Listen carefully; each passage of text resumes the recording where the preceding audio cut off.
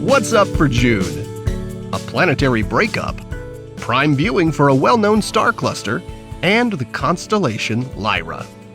The gathering of 4 naked-eye planets we've been enjoying in the morning sky for the past few months, including several close conjunctions, is beginning to break up.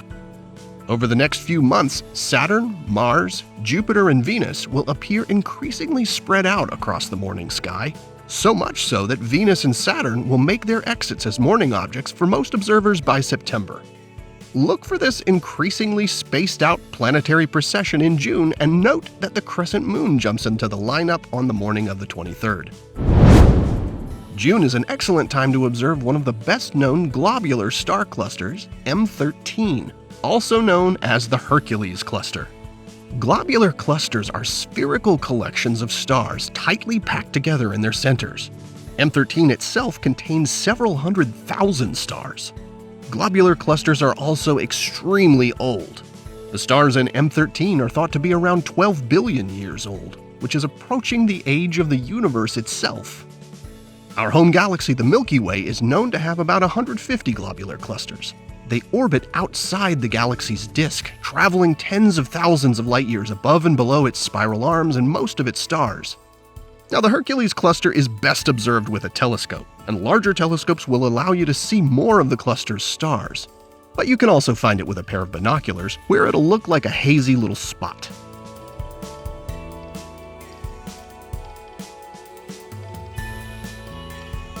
Find M13 in the constellation Hercules, which is high in the east in the first couple of hours after dark in June. First look for the bright stars Vega and Arcturus.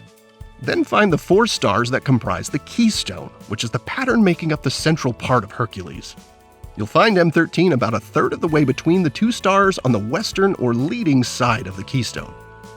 So check out the Great Globular Cluster in Hercules, M13, in June, and find yourself staring at an ancient gathering of stars that soars high above the Milky Way. Finally, in June, a quick introduction to one of the smaller constellations that's home to one of the brightest stars. That's the constellation Lyra. It represents a lyre, or harp, played by the musician Orpheus in Greek mythology. In Arab cultures, as well as ancient Egypt and India, Lyra was seen as an eagle. And the Inca of South America saw it as a llama. Find Lyra by looking for Vega, which is the westernmost of the 3 bright stars in the summer triangle.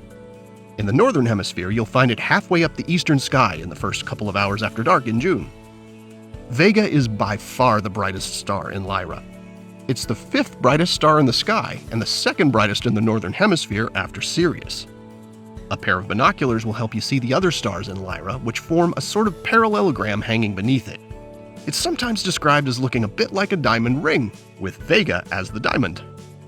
And that's not the only ring in Lyra. It's also home to the famous Ring Nebula, where a star has blown off most of its outer layers, leaving behind a remnant star known as a white dwarf. So let the bright star Vega lead you to Lyra, the harp constellation in the June sky. And if you see it as an eagle, or a diamond ring, or a llama, well, that's perfectly okay too. Here are the phases of the moon for June. Stay up to date with all of NASA's missions to explore the solar system and beyond at nasa.gov. I'm Preston Dykes from NASA's Jet Propulsion Laboratory, and that's what's up for this month.